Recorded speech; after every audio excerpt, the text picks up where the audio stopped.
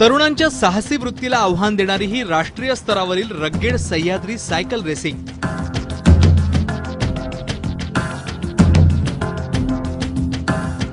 कोल्हापूर, ज्योतिबा, पन्हाळा, मसाई पठार ते पावनखिंड असा या स्पर्धेचा खडतर मार्ग।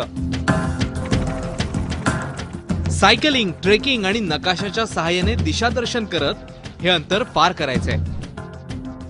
हा इंडियात नवीन कन्सेप्ट आहे। ही भारतातील दुसरी रेस आपण इथं कोल्हापूरमध्ये ऑर्गनाईज करतोय आणि ॲक्च्युली ही रेसची पण आणि आपल्याकडे मेन म्हणजे टेरेन्स आपला चांगला आहे। जो आता आपलं ज्योतिबा, पन्हाळा किंवा पावनखिंडचा जो परिसर आहे हा एकदम अप्रतिम आपलं नेचर आहे आपलं, तो आपल्या लोकांना आपला सह्याद्री आपल्या दाखवता येईल लोकांना। सायकलिंग, रनिंग आणि ट्रेकिंग असं सर्व करता येते आणि आरोग्याच्या दृष्टीने सगळ्यात उत्तम आणि पर्यावरणाच्या दृष्टीने पण उत्तम आणि अशा सायकल स्पर्धा सतत आयोजित व्हाव्या।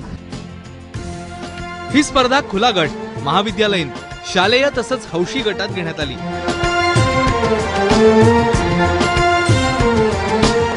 उंच डोंगर रांगा, धुकं आणि पावसामधून वाट काढत हिरवाईने नटलेल्या निसर्गाचा आनंद घेत स्पर्धकांनी पन्हाळा ज्योतिबाचा घाट पार केला। मसाई पठाराजवळील चिखलाची काळजी न करता खांद्यावर सायकली घेऊन स्पर्धक मोठ्या जिद्दीने एक एक टप्पा पार करत होते। काही स्लोप्स चांगलेच होते, म्हणजे एकदम पन्हाळ्याच्या इथे किंवा ज्योतिबाच्या इथे। बाकी रस्ताही छान होता, सगळी अरेंजमेंटही मस्त आहे, मजा आली।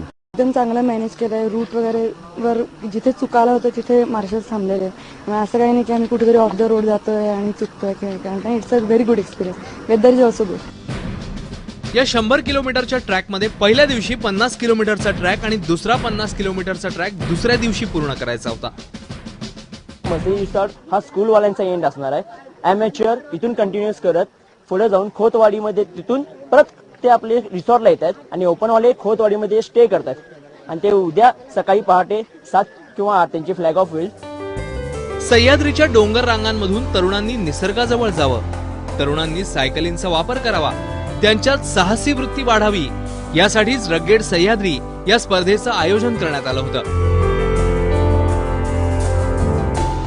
रणजित माजगावकर, एबीपी माझा, कोल्हापूर।